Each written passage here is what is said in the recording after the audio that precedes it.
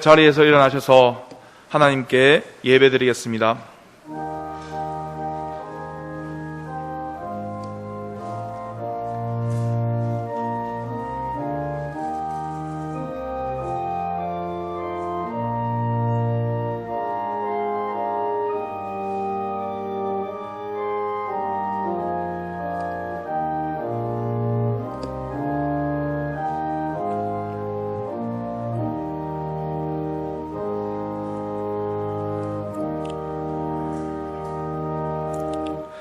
나의 영혼아 잠잠히 하나님만 바라라. 무릇 나의 소망이 그로부터 나오는도다. 아멘.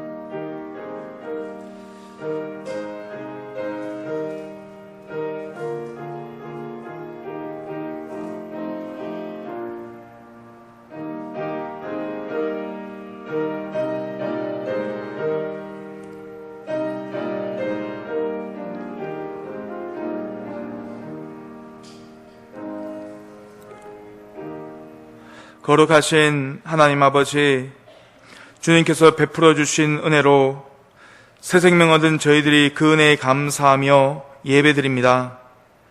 종의 눈이 그의 상전의 손을 바라본 같이 우리의 눈이 하나님을 바라며 은혜를 구하옵나니 하늘 문을 여시고 은총을 내려 주옵소서. 예수님의 이름으로 기도드립니다.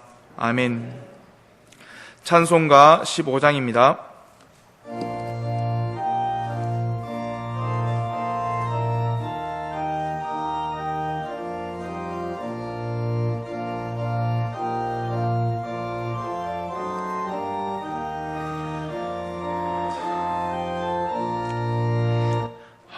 하나님의 크신 사랑 하늘에서 내리사 우리 맘에 항상 계셔 온전하게 하소서. 우리 주는 자비하사 사랑 무한하시니 떠는 자를 구원하여 주소서. 걱정 근심 많은 자를 성령 감화하시며 복과 은혜 사랑받아 평안하게 하소서. 처음과 끝이 되신 주님 항상 인도하셔서 마귀 유혹 받는 것을 속히 근하소서.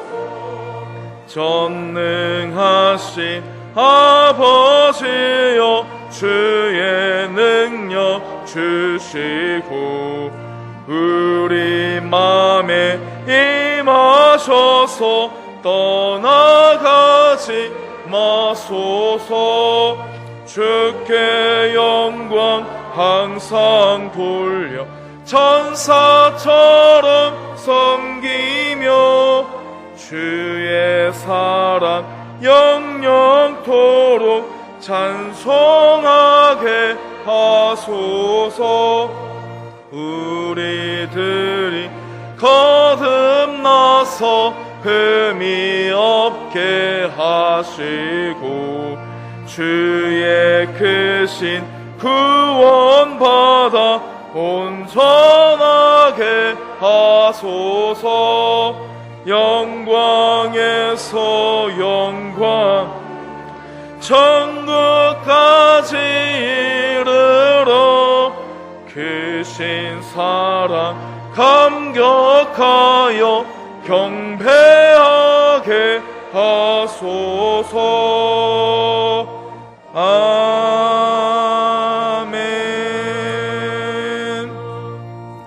교동문 13번입니다.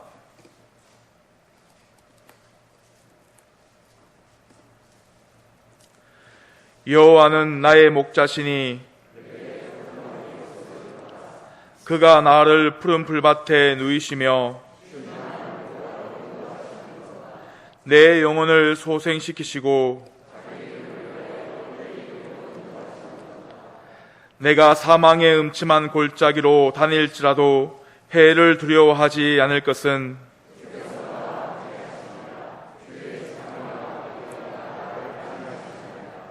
주께서 내 원수의 목전에서 내게 상을 차려주시고 내 평생의 선하심과 인자하심이 반드시 나를 따르리니. 아멘. 나는 전능하신 아버지 하나님 천지의 창조주를 믿습니다. 나는 그의 유일하신 아들 우리 주 예수 그리스도를 믿습니다. 그는 성령으로 잉태되어 동정녀 마리아에게서 나시고 본디오 빌라도에게 고난을 받아 십자가에 못 박혀 죽으시고 장사된 지 사흘 만에 죽은 자 가운데서 다시 살아나셨으며 하늘에 오르시어 전능하신 아버지 하나님 우편에 앉아 계시다가 거기로부터 살아있는 자와 죽은 자를 심판하러 오십니다. 나는 성령을 믿으며 거룩한 공교회와 성도의 교제와 죄를 용서받는 것과 몸의 부활과 영생을 믿습니다. 아멘. 찬송가 531장입니다.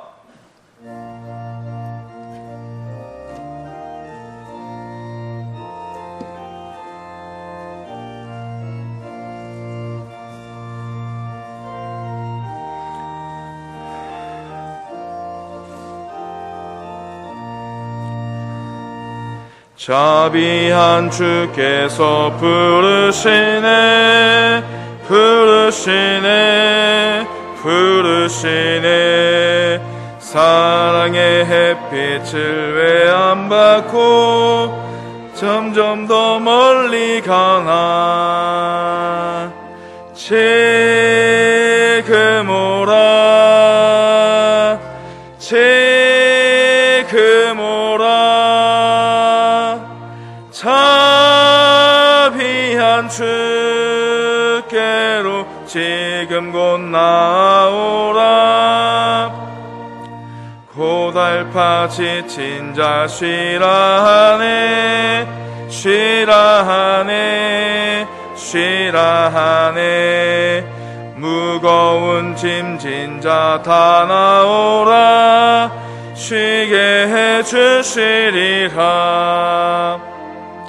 지금 오라 지금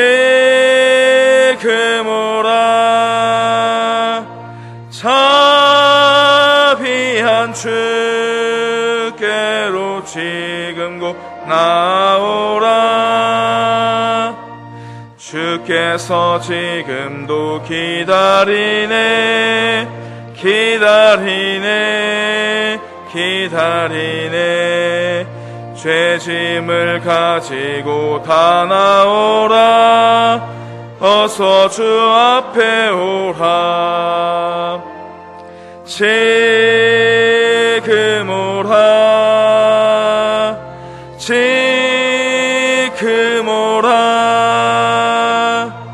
자비한 주께로 지금 곧 나오라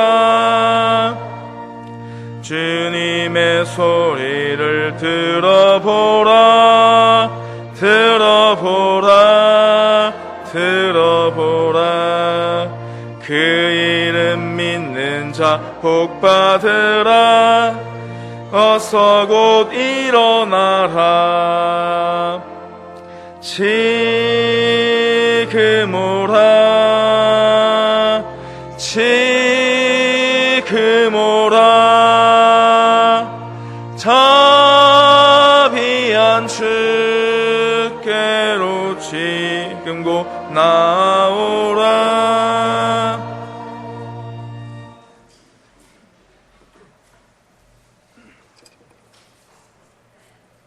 천지를 창조하시고 우리의 생로병사를 주관하시는 하나님 아버지 저희를 구원하시고 거룩한 하나님의 자녀로 불러주신 은혜와 사랑에 감사드립니다. 이 시간 예배드리는 모든 성도들이 하나님을 만나고 그 음성을 듣는 시간이 되게 하여 주시고 신령과 진정으로 드리는 예배가 되게 하여 주시옵소서. 특별히 호국 봉헌의 달인 6월에 호국 영령과 그 유가족들을 위로하여 주시고 그들에게 사랑과 은혜 베풀어 주시옵소서. 하나님 아버지, 우리가 하나님의 놀라운 은혜 가운데 살면서도 하나님 말씀대로 행하지 못하고 우리의 생각과 우리의 경험대로 우리의 욕심대로 살면서 많은 죄와 허물을 짊어지고 오늘 주님 앞에 나왔사오니 이 시간 예수님의 십자가 보혈로 우리의 죄와 허물을 깨끗하게 씻어주시고 주님 보시기에 합당한 삶을 살아가게 하시고 주님과 동행하며 무엇을 행하든지 주님의 영광을 위해 살게 하여 주시옵소서. 하나님 아버지, 코로나 바이러스로 인한 모든 어려움들이 하루빨리 끝나기를 기도드립니다. 이 어려움들로 인하여 주님께 더 가까이 가는 삶을 살아가는 저희들이 되게 도와주시옵소서. 코로나로 인하여 경제적, 사회적으로 어려움을 겪는 성도들이 있다면 주님께서 지혜와 능력 주시어 모든 것들이 회복되기를 간구합니다. 아버지, 저희 도원교회를 사랑하여 주셔서 옥동에 새 예배당을 허락해 주심을 감사드립니다. 은혜 가운데 새 예배당 건축이 마무리 단계에 있습니다. 지금껏 보살펴 주신 은혜에 감사드리며 앞으로 남은 과정도 잘 마무리하여 사랑을 나누는 교회, 주신 소명을 성실히 감당하는 교회로 거듭나게 하여 주시옵소서. 하나님 아버지, 주님의 종 담임 목사님이 안식년 중에 있습니다. 영육간의 강건함을 허락하시어 건강한 모습으로 돌아와 목회 활동을 하실 때 조금의 부족함이 없도록 채워 주시옵소서. 이 시간 말씀 증거하실 배정열 목사님께 진리의 영으로 함께 하시어 말씀 전하실 때 큰 능력으로 나타나 한없는 은혜의 시간이 되게 하시며 주님의 귀한 말씀을 듣는 저희는 복된 시간이 되게 하여 주시옵소서. 예수와의 찬양과 소사님의 연주를 기뻐 받아주시고 보이지 않는 곳에서 봉사하는 손길들을 축복하여 주시옵소서. 거룩하신 예수님의 이름으로 기도드립니다. 아멘.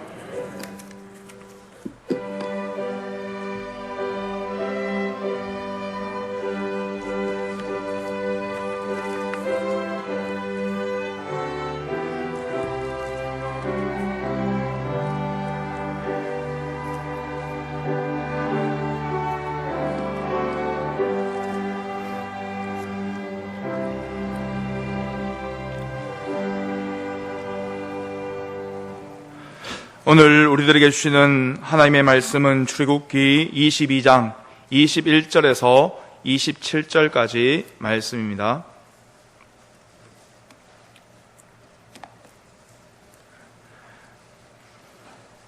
봉독해 드리겠습니다. 너는 이방 나그네를 압제하지 말며 그들을 학대하지 말라. 너희도 애굽 땅에서 나그네였음이라. 너는 과부나 고아를 해롭게 하지 말라. 내가 만일 그들을 해롭게 함으로 그들이 내게 부르짖으면 내가 반드시 그 부르짖음을 들으리라. 나의 노가 맹렬함으로 내가 칼로 너희를 죽이리니 너희 아내는 과부가 되고 너희 자녀는 고아가 되리라. 내가 만일 너와 함께한 내 백성 중에서 가난한 자에게 돈을 구워주면 너는 그에게 채권자같이 하지 말며 이자를 받지 말 것이며 내가 만일 이웃의 옷을 전당 잡거든 해가 지기 전에 그에게 돌려보내라. 그것이 유일한 옷이라. 그것이 그의 알몸을 가릴 것인즉 그가 무엇을 입고 자겠느냐. 그가 내게 부르짖으면 내가 들으리니 나는 자비로운 자임이니라. 아멘. 예수와 중창에서 찬양하겠습니다.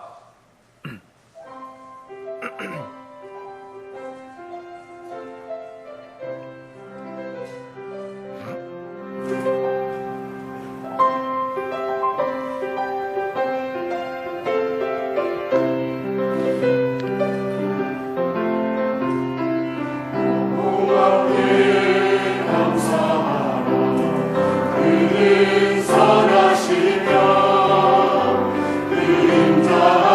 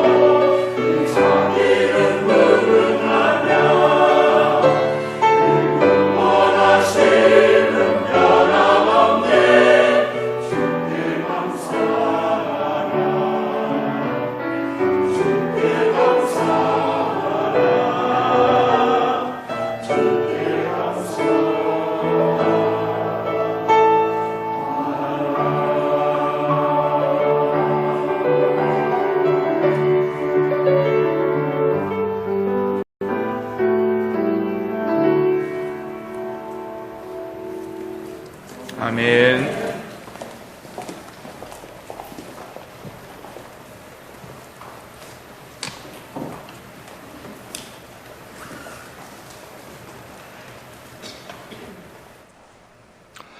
우리는 지금 힘든 시대를 살고 있습니다. 세상은 더 험악해지고 인간의 죄성은 이 피조 세계를 더 어둡게 만들고 있습니다.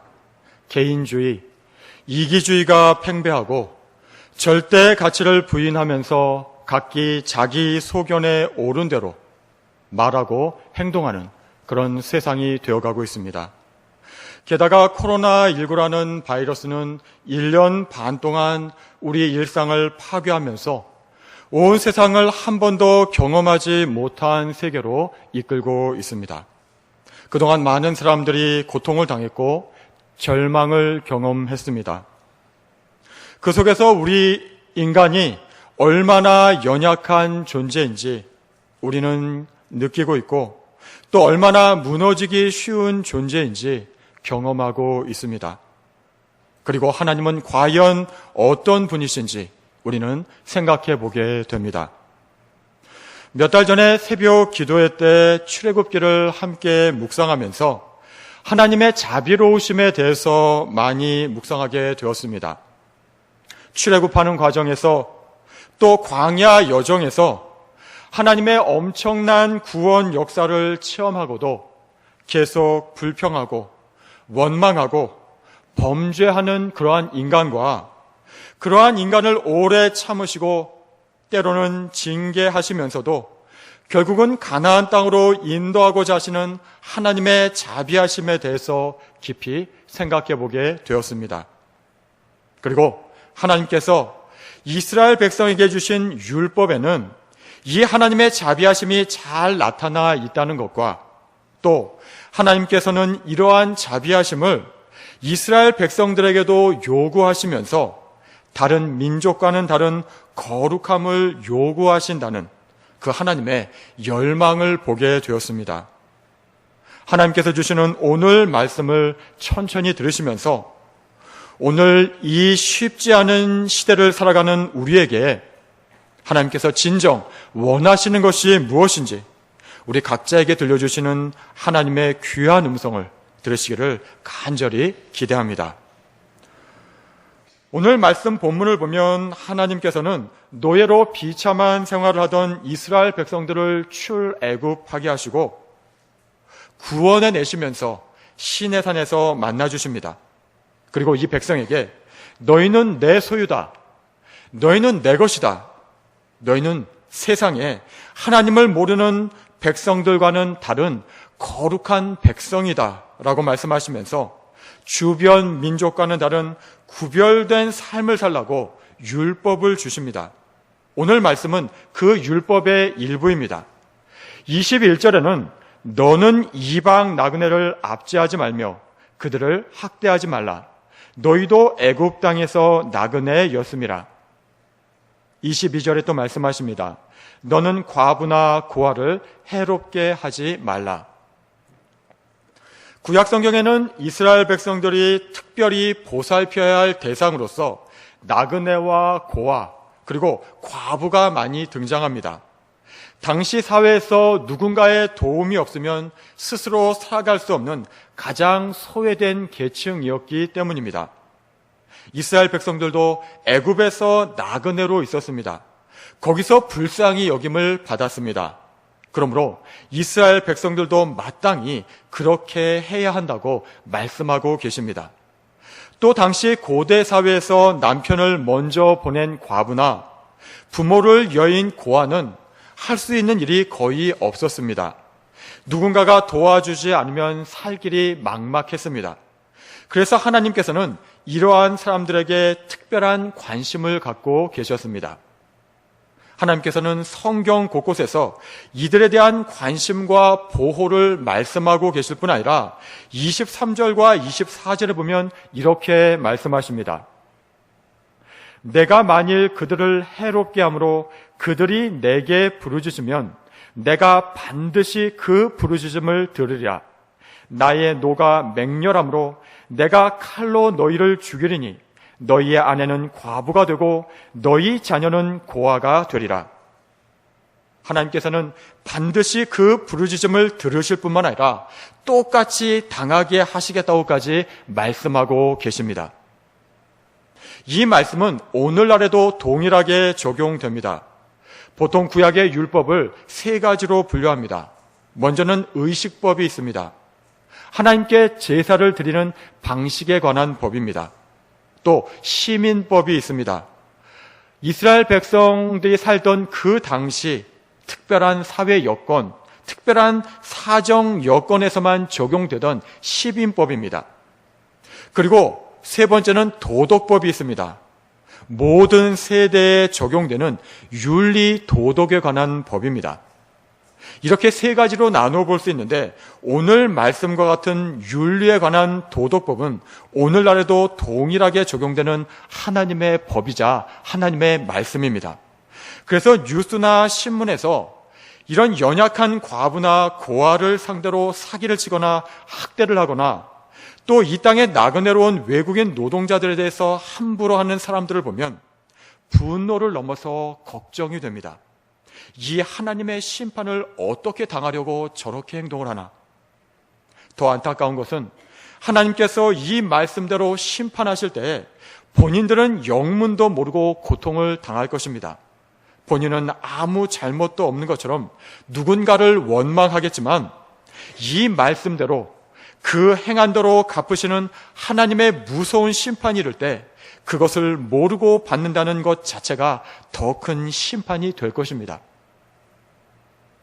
또 25절에서 이렇게 말씀하십니다.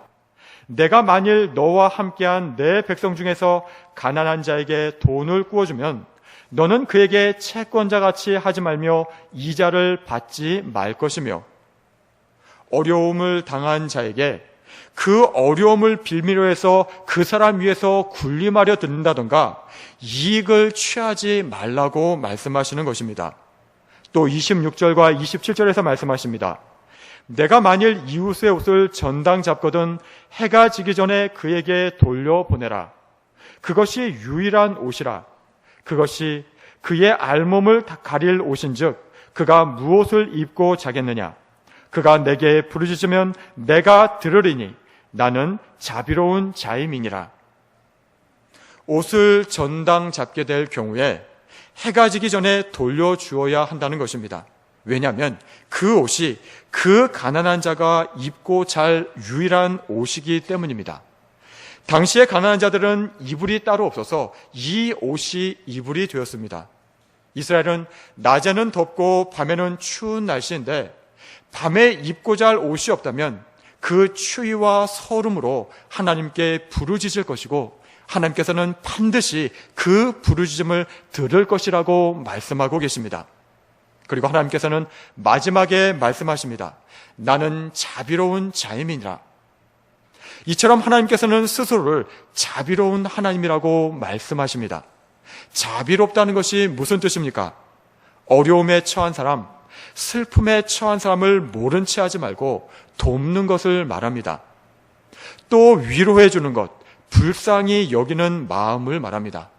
가만히 있지 못하고 친절을 베푸는 것, 이것이 바로 자비로운 것입니다. 이 자비는 하나님의 거룩한 속성입니다. 성경에서는 하나님께서 이 자비가 풍성하신 분이라고 말씀하고 이 자비는 하나님께서 차별 없이 모든 사람에게 베푸신다고 말씀합니다. 또 이 자비는 하나님께서 영원한 분이듯이 이 자비는 그 하나님 안에서 영원하다고 말씀하고 계십니다. 그리고 이 자비를 인간의 범죄에도 불구하고 베푸시는 것이기 때문에 하나님께서는 이 자비의 기초에서 죄인들일지라도 회개하면 용서하시고 구원을 베푸신다고 말씀하십니다. 이 자비는 자비로우신 하나님을 아버지로 모시고 살아가는 자녀된 우리 그리스도인이 마땅히 닮아가야 할 성품이기도 합니다. 그래서 갈라디아서 5장 22절에 보면 성령의 9가지 열매 중에 하나로 이 자비의 열매를 말씀하고 있습니다. 구약 성경에는 하나님의 이 자비의 성품이 많은 곳에 드러나 계시되어 있습니다. 그 중에 우리가 주목할 몇 가지 말씀을 보면 먼저 레위기 19장 9절과 10절에서는 이렇게 말씀합니다. 너희가 너희의 땅에서 곡식을 거둘 때에 너는 반 모퉁이까지 다 거두지 말고 내 떨어진 이삭도 줍지 말며 내 포도원의 열매를 다 따지 말고 내 포도원에 떨어진 열매도 줍지 말고 가난한 사람과 거류민을 위하여 버려두라. 나는 너희의 하나님 여호와이니라. 곡식을 거둘 때 반 모퉁이까지 다 거두지 말고 떨어진 이삭도 줍지 말라고 하십니다. 포도원의 열매 딸 때도 마찬가지입니다. 다 따지 말고 떨어진 열매도 줍지 말라고 말씀하고 계십니다. 가난한 사람과 거류하는 나그네들을 위해서 버려두라고 말씀하고 계십니다. 또 신명기 24장 19절부터 22절까지의 말씀을 보면 내가 밭에서 곡식을 벨 때 그 한 뭇을 밭에 잊어버렸거든 다시 가서 가져오지 말고 나그네와 고아와 과부를 위하여 남겨두라. 그리하면 내 하나님 여호와께서 내 손으로 하는 모든 일에 복을 내리시리라. 내가 내 감람나무를 떤 후에 그 가지를 다시 살피지 말고 그 남은 것은 객과 고아와 과부를 위하여 남겨두며 내가 포도원의 포도를 딴 후에 그 남은 것을 다시 따지 말고 객과 고아와 과부를 위하여 남겨두라. 너는 애굽 땅에서 종 되었던 것을 기억하라. 이러므로 내가 내게 이 일을 행하라 명령하노라. 역시 곡식 뺄 때 감람나무 열매나 포도나무 열매를 거둘 때에도 나그네와 고아와 과부를 위해서 다 따지 말고 남겨두라는 것입니다. 우리는 내가 수고했기에 나의 당연한 권리라고 주장할 수 있지만 내가 애굽 땅에서 종 되었던 것을 기억하라고 말씀하십니다. 너도 가난할 때, 너도 어려울 때 누군가의 도움으로 여기까지 왔지 않느냐, 그것을 반드시 기억하라는 말씀입니다. 이렇게 자비라는 것은 자기의 당연한 권리 주장을 넘어서서 어려운 사람들, 가난한 사람들, 도움이 필요한 사람들에게 긍휼을 베푸는 것입니다. 신약 성경도 마찬가지입니다. 대표적인 말씀 중에 하나가 선한 사마리아인의 비유일 것입니다. 누가복음 10장 25절 이하에 보면 어떤 율법 교사가 예수님께 내 이웃이 누구입니까? 이렇게 질문을 합니다. 그러자 예수님께서 비유로 말씀하십니다. 어떤 사람이 강도를 만나 거의 죽게 되어서 길에 내버려져 있는데 제사장이 지나가다가 그를 피하고 한 레위인도 그를 피해서 지나가는데 어떤 사마리아 사람 한 사람이 그를 보고 불쌍히 여겨서 그를 치료해주고 주막에 가서 돌보아 주었다. 그리고 그 이튿날 일이 있어서 그 사람은 가야 하는데 그 사람을 그냥 내버려 둘 수가 없어서 주막 주인에게 돈을 주어 그 사람을 돌봐주라고 부탁을 하고 비용이 더 들면 돌아올 때 갚아주겠다고 얘기를 했다. 내 생각에는 이 세 사람 중에 누가 강도 만난 자의 이웃이 되겠느냐? 이렇게 질문하십니다. 율법교사가 대답을 합니다. 자비를 베푼 자니이다. 예수님께서 말씀하십니다. 가서 너도 이와 같이 하라. 도움이 필요한 사람에게 자비를 베풀어주는 이웃이 되어주라는 것입니다. 또 예수님은 누가복음 6장 27절 28절에서 이렇게 말씀하십니다. 원수까지도 사랑하고 자기를 미워하는 자에게 선으로 대하고 저주하는 자를 오히려 축복하고 모욕하는 자를 위해서 기도하라고까지 말씀을 하십니다. 만일 자기를 사랑하는 자만 사랑하고 또 자기를 선대하는 자만 선대하면 그 사람이 칭찬받을 것이 뭐가 있겠느냐? 이 정도의 자비는 죄인들도 하고 있지 않느냐? 이렇게 말씀하십니다. 그러시면서 6장 36절에서 말씀하십니다. 너희 아버지의 자비로우심 같이 너희도 자비로운 자가 되라. 마태복음 5장에서는 이 부분을 하나님께서 햇빛을 악한 사람과 선한 사람 모두에게 비추시고 비를 의로운 자와 불의한 자 모두에게 내려주시듯이 하늘에 계신 너희 아버지의 온전하심과 같이 너희도 온전하라, 이렇게 말씀하십니다. 그리고 이러한 자비의 절정은 예수 그리스도의 십자가입니다. 범죄한 죄인을 죄 있다고 내버려 두시고 심판하시는 것이 아니라 그 연약함을 불쌍히 여기시고 자기의 전부를 다 내어주시고 하나밖에 없는 독자 그 아들까지도 주시면서 하나님께서는 우리에게 구원을 베풀어 주셨습니다.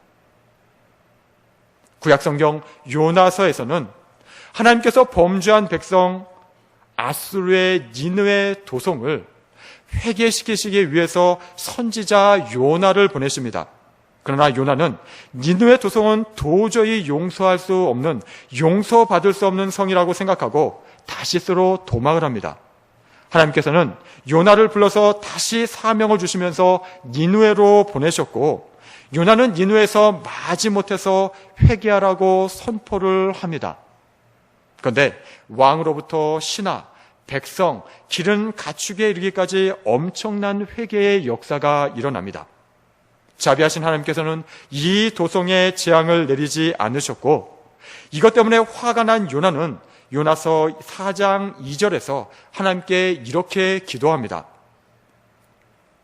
내가 다시스로 도망한 것은 하나님께서 은혜로우시며 자비로우시며 노하기를 더디하시고 인애가 크시기 때문에 저들이 회개할 때 이렇게 재앙을 내리지 않으실 것 같아서 내가 그렇게 했습니다. 이렇게 기도합니다. 그러면서 뙤약볕 아래에서 초막을 짓고 니느웨가 망하기를 기다립니다. 하나님께서는 요나에게 박넝쿨을 만들어서 그늘을 만들어 주십니다. 그러자 요나는 그 박넝쿨이 시원해서 너무도 기뻐하고 있는데 하나님께서는 그 박넝쿨을 벌레 먹게 내버려 두시고 박넝쿨은 곧 시들어 버리고 맙니다. 다시 뜨거운 뙤약볕을 쬐게 된 이 요나는 단단히 화가 나게 됩니다. 이때 하나님께서 말씀하십니다. 요나서 4장 10절, 11절 말씀입니다. 여호와께서 이르시되 내가 수고도 아니하였고 재배도 아니하였고 하룻밤에 났다가 하룻밤에 말라버린 이 박넝쿨을 아꼈거든. 하물며 이 큰 성 니느웨에는 좌우를 분별하지 못하는 자가 12만여 명이요 가축도 많이 있나니 내가 어찌 아끼지 아니하겠느냐 하시니라. 너는 수고하지도 않고 재배하지도 않았는데 고작 하루에 났다가 하루에 시들어버린 이 박넝쿨을 그렇게도 아꼈는데 이 큰 성읍 니느웨에는 하나님인 내가 심고 보살피던 사람이 12만 명이나 되고 가축들도 헤아릴 수 없이 많다. 내가 불쌍히 여기는 것이 마땅하지 않느냐. 이렇게 하나님께서는 말씀하시는 것입니다. 범죄한 자들에게까지도 노하기를 더디하시고 자비를 베푸시는 그 하나님의 자비하심이 이 말씀 가운데도 잘 나타나 있습니다. 오늘 말씀과 같이 우리 하나님은 자비로운 하나님이십니다. 그리고 하나님은 우리에게도 자비로운 자가 되라고 말씀하십니다. 우리 삶에서 이 하나님의 자비로운 모습이 얼마나 나타나고 있습니까? 우리 그리스도인들이 하나님과의 관계에 있어서는 열심을 내면서도 이웃에 대해서는 인색한 모습이 참으로 많습니다. 그래서 우리 그리스도인들은 인색하다거나 이기적이라는 비판을 종종 받곤 합니다. 나는 자비로운 사람입니까? 아니면 인색한 사람입니까? 내 옆 사람에게 만약 물어본다면 내 옆에 사람은 나에게 뭐라고 대답을 할 것 같으십니까? 시편 103편 8절부터 14절까지 말씀에서 시편 기자는 이렇게 고백합니다. 여호와는 긍휼이 많으시고 은혜로우시며 노하기를 더디하시고 인자하심이 풍부하시도다. 자주 경책하지 아니하시며 노를 영원히 품지 아니하시려다. 우리의 죄를 따라 우리를 처벌하지는 아니하시며 우리의 죄악을 따라 우리에게 그대로 갚지는 아니하셨으니 이는 하늘이 땅에서 높음같이 그를 경외하는 자에게 그의 인자하심이 크심이로다. 동이 서에서 먼 것 같이 우리의 죄가를 우리에게서 멀리 옮기셨으며 아버지가 자식을 긍휼히 여김같이 여호와께서는 자기를 경외하는 자를 긍휼히 여기시라니 이는 그가 우리의 체질을 아시며 우리가 단지 먼지뿐임을 기억하심이로다. 하나님께서는 우리의 체질을 아십니다. 우리가 얼마나 연약한지를 아시며 우리가 단지 먼지뿐임을 한순간에 있다가 곧 사라져버리는 그런 존재임을 기억하신다고 말씀하십니다. 그리고 하나님께서는 이렇게 우리의 연약함을 아시기에 노하기를 더디하시고 자주 경책하지 않으시고 오래 기다려주시면서 노를 영원히 품지 않으신다고 말씀하십니다. 그리고 우리 역시 또한 동이 서에서 먼 것 같이 우리의 죄가를 우리에게서 멀리 옮기셨고 아버지가 자식을 긍휼히 여김같이 하나님께서는 자기를 경외한 자를 긍휼히 여기신다고 말씀하십니다. 그리고 하나님께서는 우리도 역시 서로를 불쌍히 여기면서 자비를 베풀기를 원하십니다. 특별히 우리 주변에는 여러 가지 도움이 필요한 사람들이 많이 있습니다. 물질적으로 뿐만 아니라 지식적으로도 또 정신적으로 신앙적으로 또 정서적으로도 도움이 필요한 사람들이 있습니다. 또 외국에 와서 이 땅에서 잠시 거주하면서 일하는 외국인 노동자들도 많이 있습니다. 하나님께서는 내가 그들의 이웃이라고 말씀하시면서 자비를 베풀기를 원하십니다. 그러면 우리는 현실에서 이 하나님의 자비를 어떻게 실천할 수 있습니까? 거창하게 무엇을 하기 전에 우리의 사소한 일상에서 우리는 자비를 베풀 수가 있습니다. 예를 들어서 우리가 물건을 살 때 우리는 절약하느라고 많이 깎는 경우가 있습니다. 그런데 어떤 때는 억지로 깎느라고 서로 불편하게 되는 경우가 있습니다. 우리 주위에 특별히 하루 벌어 하루 생활을 이어가는 분들이 적지 않습니다. 깎아봐야 얼마 안 되는 것을 억지로 깎다가 서로 기분 상하고 상대방의 마음을 비참하게 만드는 일은 없어야 할 것입니다. 또 얼마 안 되는 잔돈은 받지 않는다든지 또 동전은 내 것이라고 생각하지 않고 어쩔 수 없이 내 손에 들어오는 것은 따로 저금통에 모아서 나중에 기부하는 분들도 있습니다. 이러한 실천이 구약의 말씀처럼 내가 수고한 것이니까 마땅히 곡식을 다 거둘 수 있고 포도원 열매를 다 딸 수 있지만 그렇게 하지 않고 남겨두는 것 아니겠습니까? 또 추수하다가 눈에 보이는 떨어진 이삭이나 열매를 다시 줍지 않는 것 아니겠습니까? 이런 식으로 하나님의 명령을 실천하려고 하는 것은 우리의 신분이 무엇인가를 알면 또한 당연한 일이기도 합니다. 하나님의 백성이란 무엇입니까? 하나님께서 나의 왕이 되셔서 나의 삶을 책임지신다는 것입니다. 나의 삶을 돌보아 주신다는 것입니다. 이것을 믿는 것을 신앙이라고 합니다. 하나님께서는 우리를 자녀 삼으시고 또 우리를 당신의 백성이라고 하시면서 우리에게 필요한 것을 공급하신다는 것입니다. 우리가 자녀를 키울 때 자녀들이 먹을 것 하나를 놓고서 서로 아웅다웅 싸운다면 그 마음이 어떻습니까? 옆에서 아빠, 엄마가 하나 더 줄 수 있는데 그 조그만 거 하나 가지고 형하고 아우가 서로 다투면서 양보하지 못하는 모습을 보면 참으로 안타깝습니다. 또 그때 만일 형이 동생에게 자기도 먹고 싶은데 양보한다면 어떤 마음이 드십니까? 기특해서 하나 더 주게 됩니다. 부모의 이 부족한 마음도 이런데 우리 자비하신 하나님의 마음은 어떠시겠습니까? 우리는 정해진 파일을 놓고서 더 먹으려고 싸우고 또 양보하지 못해서 아웅다웅하는 그런 사람들이 아닙니다. 우리는 하늘로부터 공급하심이 있는 하나님의 자녀들입니다. 우리가 부족함에도 불구하고 우리가 하나님의 그 자비로운 마음을 가지고 우리도 자비를 베풀 때 하늘에 계신 우리 하늘 아버지께서는 그러한 우리를 보시고 그 자비의 마음으로 얼마든지 더 좋은 것으로 공급해 주실 수 있는 그러한 분입니다. 우리는 또 삶으로, 입술로 귀한 복음을 전하는 사람들입니다. 넉넉한 사람에게 사람들이 모입니다. 귀한 복음을 전하는데 우리는 인색할 수 없습니다. 인색하면 복음을 전하기 전에 먼저 마음 문부터 닫힙니다.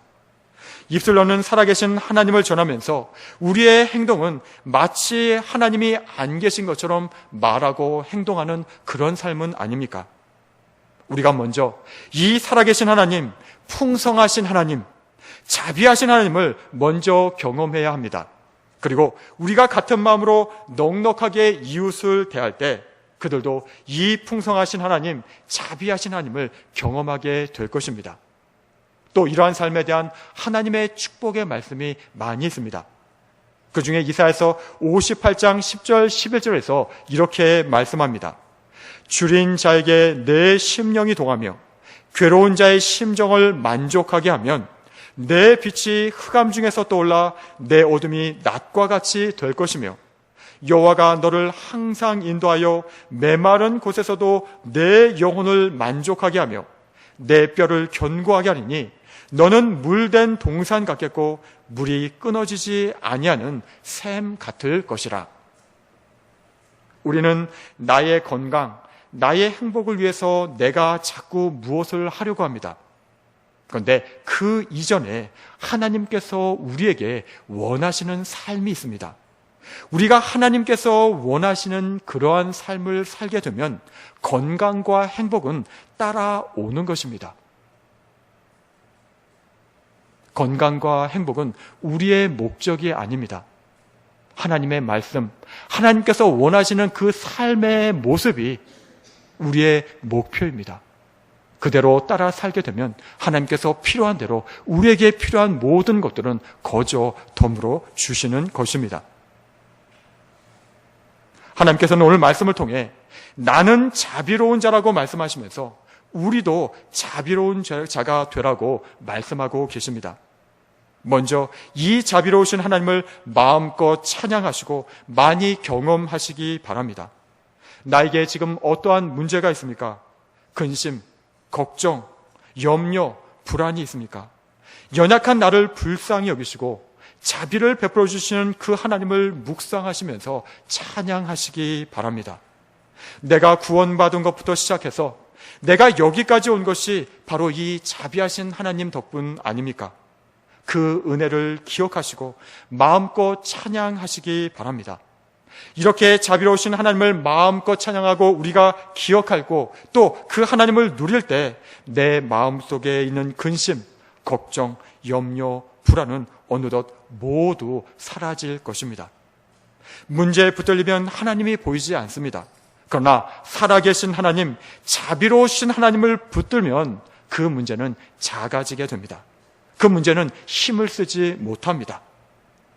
이것이 신앙입니다. 문제가 나를 이끌어가는 삶을 사시겠습니까? 아니면 자비로우신 하나님이 나를 이끌어가는 그런 삶을 사시겠습니까? 자비로운 하나님을 많이 찬양하시기 바랍니다. 많이 의지하시기 바랍니다. 그럴 때 나를 묶고 있던 모든 올무들이 끊어지고 참 자유함과 기쁨과 평안이 우리의 삶 가운데 밀려올 것입니다. 이번 한 주간도 나를 여기까지 인도하신 구원의 하나님, 사랑의 하나님, 풍성하게 공급하시는 자비의 하나님께 감사하시고 또 신뢰하시면서 더 나아가 도움이 필요한 이웃들에게 기꺼이 손을 내밀어 격려하시고 또 베풀어주는 삶을 사는 우리 모두가 되기를 간절히 축복합니다. 기도하겠습니다. 자비하신 하나님, 우리에게 주신 것이 너무도 많습니다. 그런데 하나님께 감사하지 못하고 또 이웃에게는 인색했음을 용서하여 주옵소서. 하나님께서는 범죄한 우리를 용서해 주시고 한없는 은혜를 베풀어 주셨는데 우리는 구원받은 하나님의 자녀임에도 아직도 풍성히 공급하시는 아버지 하나님을 신뢰하지 못하고 작은 것 하나에도 쩔쩔매며 마음을 넉넉하게 하지 못하고 있습니다. 우리를 불쌍히 여겨 주옵소서. 이제 그동안 아버지 하나님께서 베풀어 주신 것을 기억하며 감사하게 하시고 그 감사의 마음을 하나님께 표현할 뿐만 아니라 도움이 필요한 이웃들에게 손을 벌려 내가 받은 작은 것 하나라도 나누어주는 넉넉한 삶이 되게 인도하여 주옵소서.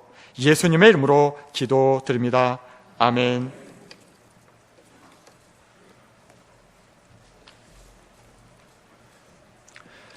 찬송가 395장입니다.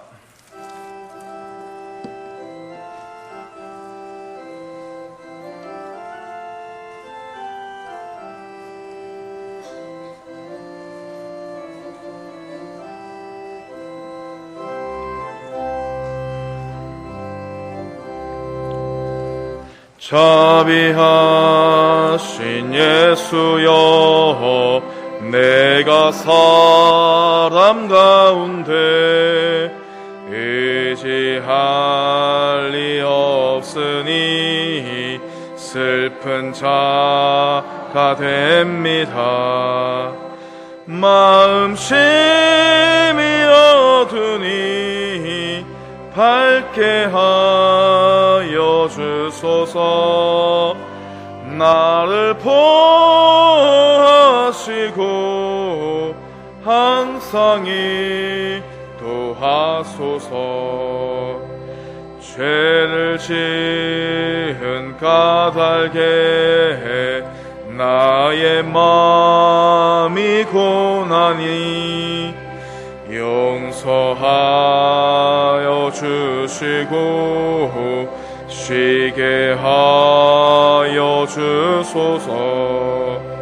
천국 가고 싶으나 나의 공로 없으니 예수 공로 힘입어 천국 가게 하소서.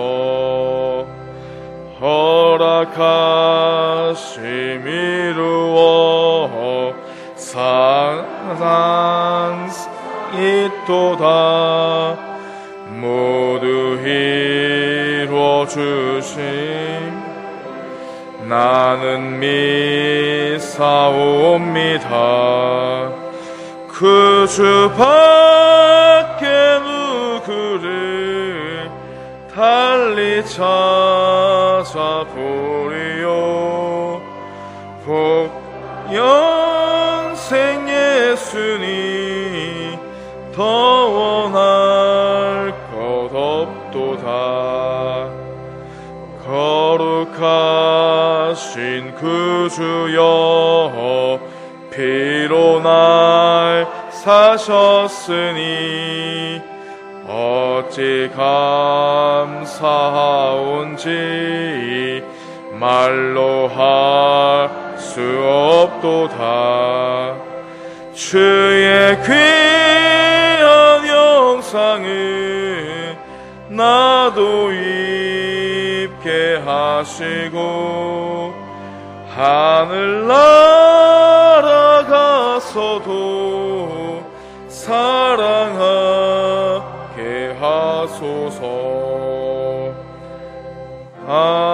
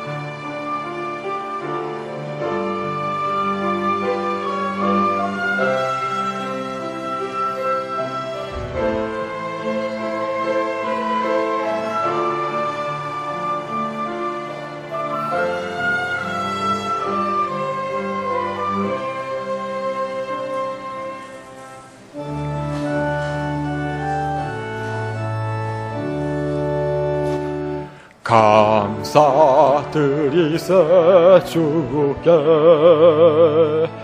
그의 선하심을 감사드리세 주께 그 인자하심을 감사드리세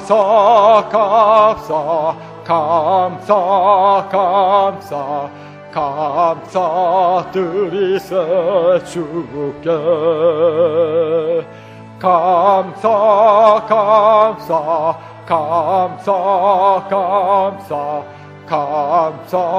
감사드리세 주께.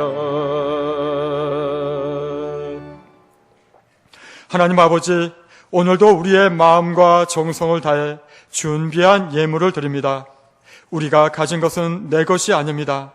이 땅을 살아가도록 주님께서 잠시 맡겨주신 것임을 고백하며 10의 1조를 드립니다. 매일매일의 삶이 주님의 은혜이고 도우심임을 고백하며 감사의 예물을 드립니다. 새 교회당에서 이루실 주님의 위대한 계획을 기대하며 건축 예물을 드리고 주님께서 주신 귀한 복음이 저 열방 땅끝까지 전해지기를 기도하며 선교의 예물을 드립니다. 또 한 주간의 삶을 인도해 주시고 생명 주심에 감사하여 주정 예물을 드립니다. 이 모든 예물과 함께 그 밖에 또 특별한 마음으로 드리는 우리의 모든 예물을 기쁘게 받아 주옵소서.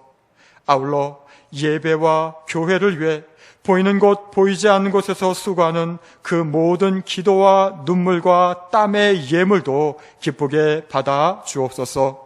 무엇보다 이 예물만이 아니라 우리의 삶 전부를 드리오니 주님의 나라를 위하여 사용하여 주옵소서. 예수님의 이름으로 기도드립니다.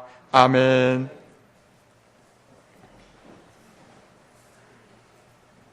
교회 소식을 알려드리겠습니다. 오늘 오후 찬양 예배는 제1여전도의 헌신 예배로 드립니다.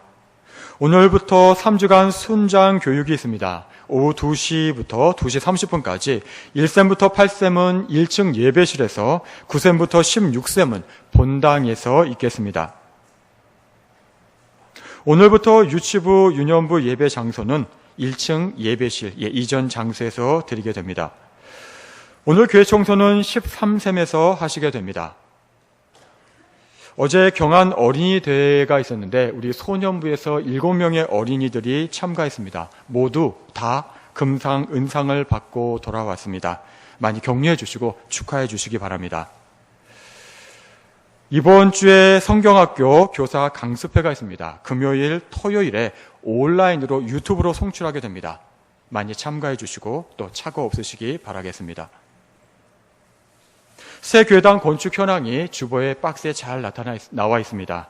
계속해서 기도해 주시고 또 관심 가져주시기 바랍니다. 기타 교회 소식은 교회 주보를 참고해 주시기 바랍니다. 폐 찬송하겠습니다.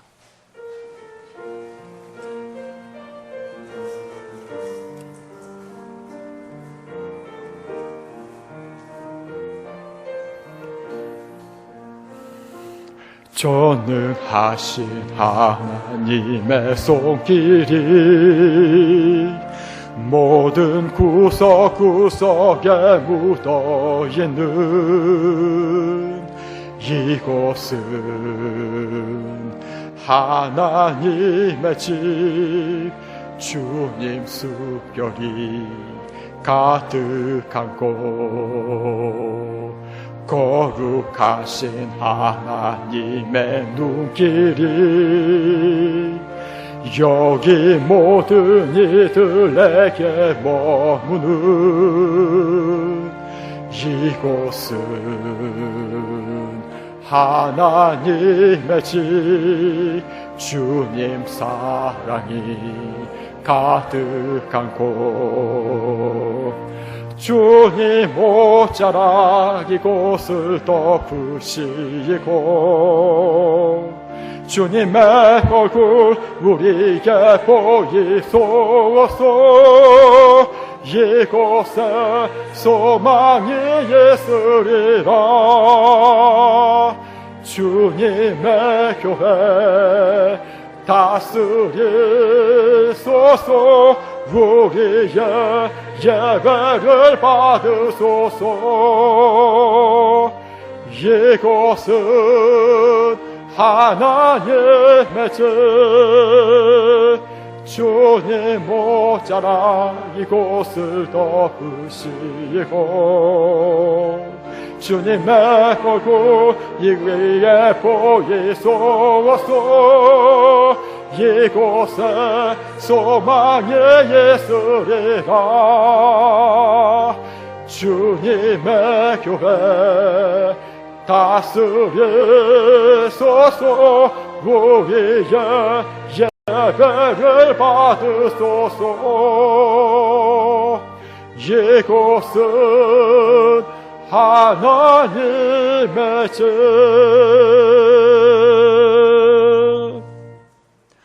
우리 주 예수 그리스도의 은혜와 하나님의 사랑과 성령의 교통하심이 자비로우신 하나님을 기억하며 감사하며 누릴 뿐만 아니라 자비로우신 아버지 하나님을 닮아 받은 은혜를 나누며 베푸며 또한 넉넉한 마음으로 살아가기로 다짐하고 결단하는 우리 도원교회 모든 성도님들과 아파하는 이 나라 이 민족 위에 그리고 귀한 복음을 전하시는 선교사님들과 이 복음으로 회복되고 있는 온 땅의 모든 귀한 영혼들 위해 지금부터 영원토록 함께 하시기를 간절히 축원하옵나이다.